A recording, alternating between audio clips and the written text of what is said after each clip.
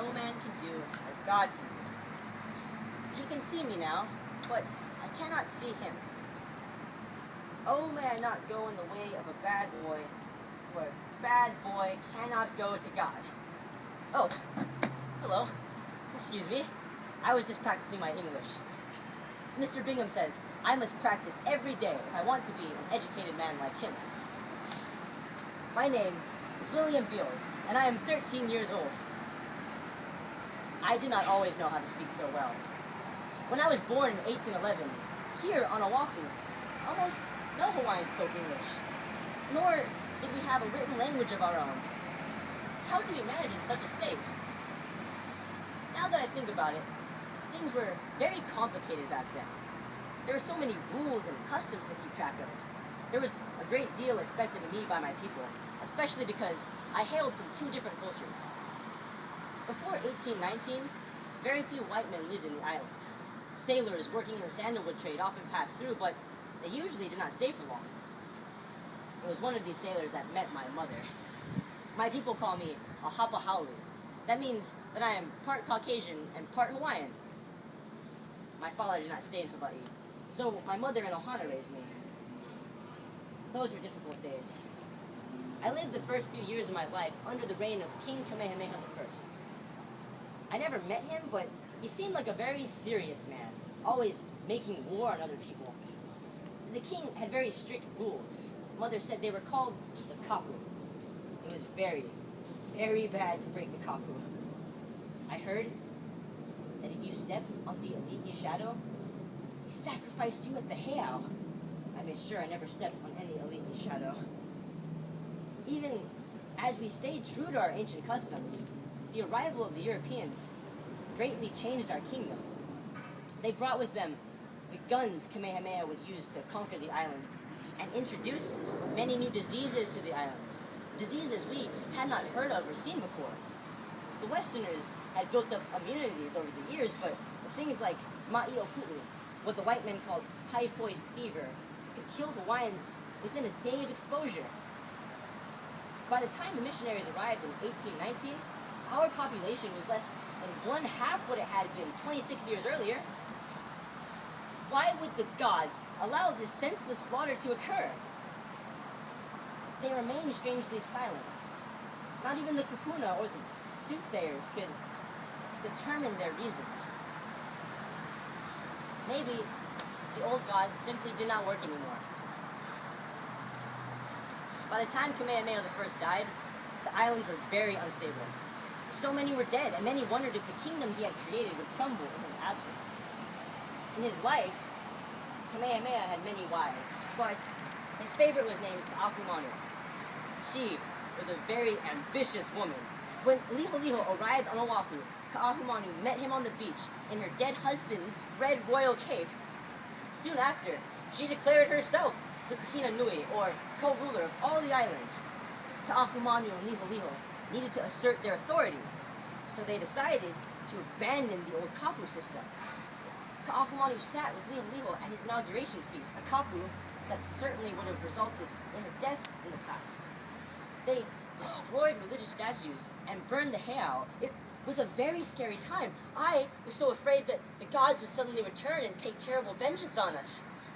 We did not know what to believe in. It was during this confusion that the brig Thaddeus arrived with the first contingent of missionaries. I had never met anyone like them. Their clothing and their ways were very different. I was immediately drawn to their leader, the Reverend Hiram Bingham. Mr. Bingham and the missionaries brought with them a strange new religion, Christianity. They only worshiped one God, and they spoke a great deal about a man named Jesus Christ. Sounded like a very interesting man, healing the sick, sacrificing his life so that all people could be free of sin. I asked Mr. Bingham if I could learn more about this Jesus Christ. He was very happy to teach me. Before long, I was studying regularly with Mr. Bingham and his wife, Mrs. Sybil Bingham, at their home in Honolulu. Mr. B thought it was very important for Hawaiians to learn to read and write in English so that we may read the Bible, a book written by their God. The missionaries also begin to help us create a written Hawaiian language. I thought this learning was wonderful. Although we had a strong oral tradition, I had never written anything before. I spent much of my time after that hard at work on my studies. My ohana always had a difficult time supporting me, so Mr. and Mrs. Bingham invited me to stay in their home. Mother was very grateful for their kindness. It allowed me much more time for study. Mrs. Bingham was very pleased with my progress. Before long, I was writing letters. At the Bingham's house, I felt very important. I was very proud of my progress, and so were Mr. and Mrs. B. Mrs. B was much friendlier than Mr. B. He always seemed like he had too much to do. I don't think he ever took a moment to relax. He explained that such comforts were a waste of time and distracted from improving one's soul. It took a great deal of time for Kaahumanu and the elite to welcome the teachings of the missionaries. At first, they were more intent on playing their cards than learning how to read. Mr. Loomis at the printing press was finally able to produce a small pamphlet containing some words, vowel sounds, and sentences in both English and Hawaiian. It was from this pamphlet that I first began my learning as well. Mr. Bingham was very interested in Mr. Loomis's work and quickly began to distribute it to the islands. After some time, Mr. B persuaded Kaahumanu to listen to him pronounce the words and vowels of the pamphlet. She wasn't much interested, until he tried to compare it to the card game she loved to play. Kaahumanu caught on remarkably quick. From that point on, she was rarely found at cards. Mr. and Mrs. B were very happy. After Kaahumanu had begun to learn written Hawaiian language, other Hawaiians eagerly followed. A demand for books slowly began to grow, and before long, Mr. Loomis could barely keep up with printing them in his shop. Kaahumanu decided that she needed a tutor to help her in her studies, and she asked Mr. B for a recommendation.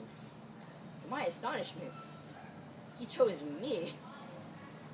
Me, little William Beals, teaching the Kuhina Nui. Oh, I was very frightened, to say the least. I remember the first time I visited the palace for her lessons. I was terrified. What if I displeased her? Much to my relief, she was very kind. She asked so many questions. Our lessons often lasted long into the night, until Mr. Bingham himself would appear at her house and inquire as to the delay. After time went by, I became more comfortable with Kaahumanu and the king as well. She would sometimes ask him to attend my lessons. Liho was a much more difficult student than Kaahumanu. Perhaps because he often appeared to be drunk at our lessons. Nevertheless, his company was pleasant enough, and before long, I came to enjoy my trips to their house. I was still shocked, however, when I received a very strange invitation. In 1822, Kaahumanu and the king decided to embark on a tour of the islands. They assembled a huge retinue of people, 800 servants and guards, several chiefs, and some teachers. They requested me as one of those teachers. I was to sail with the king and Kuhina Nui. Mr. and Mrs. B were very concerned. They had spent a great deal of time educating me, and I had become like a Hanai son to them. Mr. B was worried that the influence of the natives would be bad for me. He thought I'd fall back into the old ways. I assured him many times that this would not happen. I was devoted to the Lord and would do everything in my power to spread that devotion to other Hawaiians. Mr. B was not convinced. He replied to Kaahumunu's letter and suggested that she take young Oliver as her domestic servant instead. Oliver was almost as well learned as me. His reading was excellent, but his writing and his penmanship were always frowned upon by Mrs. B. They insisted that Oliver was a very good, well-behaved boy and would fill the position just as well as I would. She agreed to take Oliver, but insisted that I attend as well as her domestic servant. At first, Mrs. Bingham was very nervous, but at length, she let me go with Kaahumanu. When I returned to Oahu, I continued to work very hard on my English and Hawaiian for the next 2 years until I suddenly took ill with a strange disease. For many months, I could do nothing but lie in my bed. Mrs. B took very good care of me, and the other missionaries visited often. Even Kaahumanu and Liho would stop by to visit their favorite teacher. After some time, I had recovered a little, and my aunt from the village offered to let me stay with her. Unfortunately, without the constant care of the missionaries, my condition worsened. I was very afraid in those last few days. What would happen to me after I died? Mr. Bingham had said I was not ready to be baptized yet. I believed in God just as strongly as any other Hawaiian. Didn't that guarantee my salvation? No. Oh, I'm sure it didn't. I must tell you all something. I know exactly why this happened. Please, don't tell Mr. Bingham. He would be so angry with me. I fell ill because I was being punished. I had sinned terribly. I had done wrong with Hannah Holmes, another young missionary girl at she was hapa. I know I shouldn't have. Mr. Bingham preaches about how such things are unforgivable before marriage, but we have lived differently for so long. Hawaiians didn't see such acts as wrong. Things are different now. I feel so ashamed. Perhaps by confessing myself to you here tonight, the Lord is my witness. He will forgive me.